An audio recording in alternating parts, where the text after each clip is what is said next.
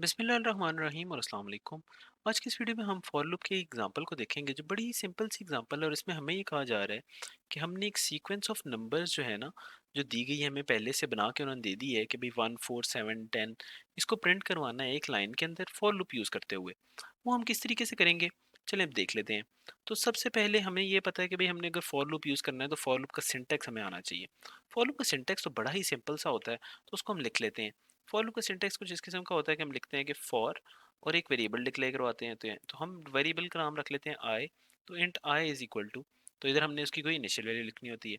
Next हमने यहाँ पे लिखनी होती है कोई कंडीशन कि भाई आई की एंड वाली वैल्यू के लिए, और नेक्स्ट हमने लिखना होता है इसके बाद कि भाई आई जो है वो यहाँ पे डिक्रीमेंट करेगा या इंक्रीमेंट करेगा वो कंडीशन। और उसके बाद जो कि है हमने अंदर इसकी बॉडी लिखनी होती है। अब हम ये सारी की सारी चीज़ें जो इधर हमें चाहिए, जो कि हमारे पास इनिशियल कंडीशन है, जो एंड की कंडीशन है, इंक्रीमेंट और डिक्रीमेंट है, ये तीनों चीज़ें हम देखते हैं कि हम इस सीक्वेंस से कैसे निकालेंगे और ये सीक्वेंस कैसे प्रोड्यूस होगी।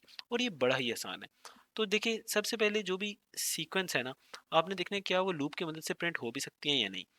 जो भी सीक्वेंस अगर लूप की मदद से प्रिंट हो सकती हो तो उसके अंदर एक चीज़ ये एग्जिस्ट करनी चाहिए कि उसमें एक पैटर्न एग्जिस्ट करता हो। ठीक है, वो पैटर्न क्या होगा कि भाई उसको सारे के सारे पैटर्न को ना सेम रहना चाहिए। तो आप वो इस तरीके से देखें कि हर अगला नंबर पिछले नंबर से रिलेट कर रहा है किसी तरीके से। तो मैं ये देखता हूँ कि 1 और 4 एक तो मुझे नज़र आ रहा है इस तरीके से रिलेट कर रहे हैं कि शायद पिछले नंबर को अगर 4 से मल्टीप्लाई करें तो 4 आ जाता है। ठीक है, या फिर 1 में अगर मैं 3 ऐड करूँ तब भी 4 आ जाता है।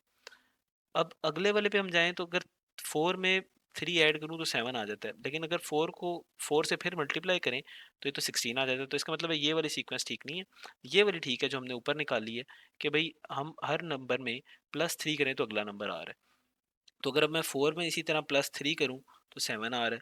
7 में मैं +3 करूँ तो 10 आ रहा है। इसका मतलब है कि हमने देख लिया कि सीक्वेंस एग्जिस्ट कर रही है और पैटर्न ये है कि हर नंबर में हम +3 करते जाएं तो अगला नंबर आता है। अब हमें चूंकि सीक्वेंस तो नज़र आ गई, तो अब हमारे लिए कोड लिखना बड़ा आसान है। अगर इस तरह का कोई पैटर्न एग्जिस्ट कर रहा है आपके सीक्वेंस में या सीरीज़ में, तो आपने ये करना है कि बस देखना है कि इस सीरीज़ की पहली वैल्यू क्या है। इस सीरीज़ की पहली वैल्यू 1 है ना, तो आपकी जो स्टार्टिंग वैल्यू होगी ना लूप की वो होगी 1। नेक्स्ट आपने देखना है कि इसकी लास्ट वैल्यू सीरीज़ की क्या है। इसकी लास्ट वैल्यू है 40, तो इसका मतलब है कि आपने अपने आई की वैल्यू को 1 से कहाँ तक लेके जाना है, 40 तक। तो आप कंडीशन लगाएंगे कि I should be less than और इक्वल टू 40, जो कि इसकी एंड वाली वैल्यू थी। तो देखें आपने स्टार्ट किया 1 से और आपने एंड करवाया इसको कहाँ पे, 40 पे। यही चीज़ आपको चाहिए भी थी। और लास्ट आपने बताना है कि भाई इंक्रीमेंट करना है या डिक्रीमेंट। तो हर अगली वैल्यू पिछली वैल्यू की वैल्यू के साथ कैसे आ रही है, इंक्रीमेंट करके आ रही है। कि +3 करें तो देखिए अगली वैल्यू आ रही है, इसी तरह इसमें फिर +3 करें तो अगली वैल्यू आ रही है। तो इसका मतलब है कि आय क्या होगा, कि आय की जो भी पिछली वैल्यू है +3 कर देना है उसके अंदर आपने। ठीक है, तो अब देखें, अब ये जो आपका लूप है ना, ये आय की वैल्यूज कौन सी प्रोड्यूस कर रहा है। आप देखेंगे पहली बार ये रन होता है तो आई इज इक्वल टू 1 है। ठीक है, नेक्स्ट टाइम ये रन होगा तो आई इज इक्वल टू आई+3 इसको कर देगा कि 1 से ये हो जाएगा 4, और उसके बाद रन होगा तो ये फिर इसमें +3 हो जाएगा तो 4 से क्या हो जाएगा 7। इसी तरह +3 होगा तो 40। करते करते जब इसकी वैल्यू हो जाएगी इधर 37, और फिर जब +3 होगा तो आएगा 40। ठीक है ना, अब जब इसके अंदर +3 होगा तो आएगा 43। ठीक है, लेकिन जब वो कंडीशन चेक होगी तो कंडीशन फॉल्स हो जाएगी, तो इस वजह से ये वाली वैल्यू आपके लूप में नहीं आएगी। अब आपने ये करना है कि उन आई की वैल्यू को बस प्रिंट करवा देना है। तो उनके आई की वैल्यूज को जो आप प्रिंट आप किस तरीके से कराएंगे कि हर बार जो भी आई की वैल्यू आ रही है प्रिंट ऑफ की एक स्टेटमेंट लिख दें। तो आप लिख दें %d, इसके बाद थोड़ी सी यहाँ पे थोड़ी इस तरह से स्पेस छोड़ दें ताकि अगला वैल्यू जो प्रिंट हो तो वो यहाँ पे ही आ जाए इसी लाइन में। कॉमा लगाएं और आई की जो भी वैल्यू है उसको प्रिंट करा दें। अब आप देखें कि हमारा कोड जो है वो एग्जीक्यूट कैसे हो रहा है। हमारा कोड एग्जीक्यूट हर बार इस तरीके से हो रहा है, ये लूप फिलहाल हम कहते हैं कि एग्जीक्यूट कैसे हो रहा है। तो लूप हमारा एग्जीक्यूट इस तरीके से हो रहा है कि इसमें तीन चीज़ें होती हैं। एक होता है सबसे पहला स्टेप जो कि दोबारा रन नहीं होता, वो होता है ये वाली चीज़। ठीक है ना, तो सबसे पहले क्या होगा कि आई के नाम से एक वेरिएबल डिक्लेयर हो जाएगा। ठीक है, और उसकी वैल्यू हो जाएगी 1, जो कि ये है। तो ये आप समझ लें कि आई की हम वैल्यूज़ लिखी हुई हैं।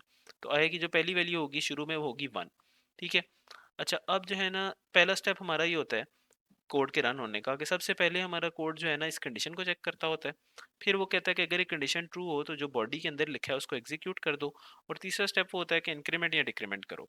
और फिर ये स्टेप रिपीट होते हैं कि दोबारा आप वो पहले स्टेप पे चला जाएगा और देखेगा कि भाई कंडीशन ट्रू है। अगर वो कंडीशन ट्रू है तो फिर वो चला जाएगा दोबारा से बॉडी के अंदर, और अगर बॉडी के अंदर जब एग्जीक्यूट कर लेगा तो फिर वो चला जाएगा दोबारा इंक्रीमेंट या डिक्रीमेंट के अंदर। और ये चीज़ जो है ना लूप करती रहेगी। अब यही चीज़ जो है ना हम भी करते हैं। तो जब सबसे पहले चला तो आई जो कि है उसकी वैल्यू 1 थी, कंडीशन चेक हुई, कंडीशन ट्रू है। ठीक है, जो ये कंडीशन ट्रू है तो बॉडी के अंदर जाएगा और प्रिंट हो जाएगा जो भी इधर लिखा हुआ है। तो हमारे पास प्रिंट में क्या आ जाएगा लिखा हुआ, आई की वैल्यू जो कि है 1, ये हम प्रिंट लिख रहे हैं। नेक्स्ट जो है ना कंडीशन हमारी नेक्स्ट जो है ना होगा ये कि इंक्रीमेंट या डिक्रीमेंट वाली लाइन पे आएगा। तो इंक्रीमेंट लिखा हुआ है कभी +3 का करना है, तो आई की वैल्यू क्या हो जाएगी, 1 से चेंज होके 4 हो जाएगी। फिर हमारा जो है ना दोबारा कंडीशन चेक होगी, तो देखेंगे हम कि भाई जो कंडीशन है क्या वो ट्रू है।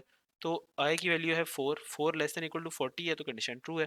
तो दोबारा बॉडी पे वापस आएंगे और जो भी आई की वैल्यू प्रिंट हो जाएगी, तो आई की वैल्यू 4, तो एक स्पेस देके यहाँ पे 4 लिखा हुआ आ जाएगा। ठीक है, फिर जब आप दोबारा आ जाएंगे और इंक्रीमेंट करेंगे उसको, ठीक है, जो तीसरा स्टेप था, तो आई इज इक्वल टू आई+3, तो भाई +3 करेंगे तो 4 से आई की वैल्यू क्या हो जाएगी 7। ठीक है, और अब आप दोबारा कंडीशन चेक करेंगे, कंडीशन चूंकि ट्रू है, फिर से आप वापस आ जाएंगे और जो भी आई की वैल्यू उसको प्रिंट करा देंगे और इधर आ जाएगा 7। अब करते करते करते करते आप ये चलते जाएंगे और आपके पास आ जाएगी जो वैल्यू है आई की इस टाइम पे 40। तो आई की वैल्यू जब 40 होगी तो कंडीशन चेक होगी, तो 40 is less than equal to 40, हाँ जी ट्रू है कंडीशन। वो वैल्यू प्रिंट हो जाएगी तो यहाँ पे लिखा आ जाएगा 40, जिस तरह हमारे पास वो लिखा हुआ है इस टाइम पे। वो जब ये लिखा हुआ आ जाएगा इस टाइम पे हमारी आई की वैल्यू 40 है, यही चीज़ हमारे पास प्रिंट में भी आ गई। फिर हम दोबारा जाएंगे इंक्रीमेंट वाली लाइन के ऊपर और ये आई की वैल्यू क्या हो जाएगी 40 से +3 होगी, तो ये आई की वैल्यू बन जाएगी 43। लेकिन 43 पे जब ये कंडीशन चेक होगी कि क्या I less than equal to 43 है, 40 है, तो ये आएगा कि 43 is less than equal to 40। अब ये कंडीशन हमारे पास हो जाएगी फॉल्स। जब ये कंडीशन फॉल्स हो जाएगी तो फिर हमारे पास जो है ना वो लूप रन नहीं होगा और हमारा लूप यहाँ से बाहर आ जाएगा। तो इसलिए हमारे पास आउटपुट जो है वो यहाँ तक ही आएगी, जिसमें कि लिखा आएगा 147 और लास्ट वैल्यू उसकी होगी 40 की। अब हमने ये चीज़ देख ली, तो अब हमारे पास जो है ना फॉर लूप तो हमने लिख लिया। तो बस हमने अब ये करना है कि हमने कोड का एल्गो लिखना है और उस एल्गो की मदद से हम फिर कोड को जाके आईडी पे लिख लेंगे। तो एल सबसे पहले हमने क्या करना होता है जब भी हम कोड लिखते हैं, तो हम देखते हैं कि हमने अगर प्रिंट एफ या स्कैन एफ यूज़ करना है, तो हमने उसके लिए जो है ना एक लाइब्रेरी इंक्लूड करानी होती है।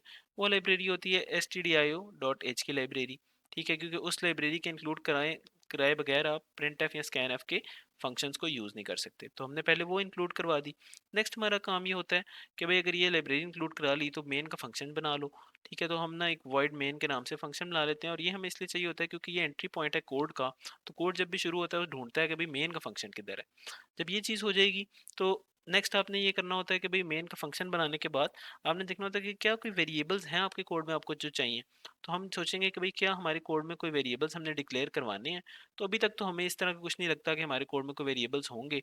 इस वजह से हमारे तो कोड में वेरिएबल्स कोई नहीं है, इस वजह से हमारे जो है यहाँ पे वेरिएबल्स कोई नहीं आएंगे। तो ये वाला स्टेप आप स्किप कर दें कि भाई इसमें वेरिएबल्स नहीं है। ठीक है, नेक्स्ट जो है ना अगला आपने ये काम करना है कि भाई आपने देखना है फॉर लूप से इसको बस प्रिंट करवाना है। फॉर लूप जो है वो भी पिछले वाले पेज के ऊपर हमने लिख लिया था कि फॉर लूप हमारा किस तरह का दिखेगा। एग्जैक्ट वही फॉर लूप आपने लिख देना है, वो प्रिंट हो जाएगा तो आपके पास ये आउटपुट आ जाएगी। इसके अलावा जो है हमारा ओएस प्रोग्राम में कोई काम नहीं होगा और इसके साथ हमारा प्रोग्राम खत्म हो जाएगा। तो अब यही वाली चीज़ जो हमने यहाँ पे सारी देखी है और एल्गोरिदम जिसका हमने लिखा है, इसी को अब हमने सी की लैंग्वेज में बस ट्रांसलेट करते हैं तो हमारा कोड जो है वो कंप्लीट हो जाएगा। तो आए अब हम आईडी पे चलते हैं। तो हम सबसे पहले हमने काम क्या करना था कि लाइब्रेरी इंक्लूड करानी थी, तो हमने लाइब्रेरी इंक्लूड करवा दी। नेक्स्ट हमने मेन का फंक्शन बनाना था, ये बन गया जी मेन का फंक्शन। मेन के फंक्शन में हमने देखना तो कोई वेरिएबल्स तो नहीं डिक्लेयर करने, तो हमने देखा था कि भाई कोई वेरिएबल्स हमें नहीं चाहिए। फिर हमने कहा था कि एक बस फॉर लूप लगाना है और वो फॉर लूप हमने देख लिया था कि कुछ इस किस्म का था कि 1 से शुरू हो रहा था, I less than equal to 40 पे ख़त्म हो रहा था और I is equal to I plus by 3 की उसके ऊपर जो है ना वो इंक्रीमेंट लगा हुआ था। ठीक है, और कर वो क्या रहा था कि आई की वैल्यूज़ को प्रिंट करवाता जा रहा था। तो इधर लिखा हुआ था हमने कि परसेंटेज डी और साथ स्पेस और कॉमा आई। और हमने ये एक्सपेक्ट कर रहे थे कि जब ये रन होगा तो स्क्रीन के ऊपर वो सीरीज लिखी आ जाएगी जो उधर लिखी हुई थी, इसमें कि 1 था, फिर 4 था, फिर 7 था। तो अब हम चला के देखते हैं कि क्या वाकई वो रिजल्ट हमें अचीव हो भी रहा है या नहीं। तो ये हमने कोड को रन किया तो हमारे पास वही सीरीज देखें आ गई है कि 1 4 7 10 13 और सो ऑन जो है ना ये 40 तक जा रही है।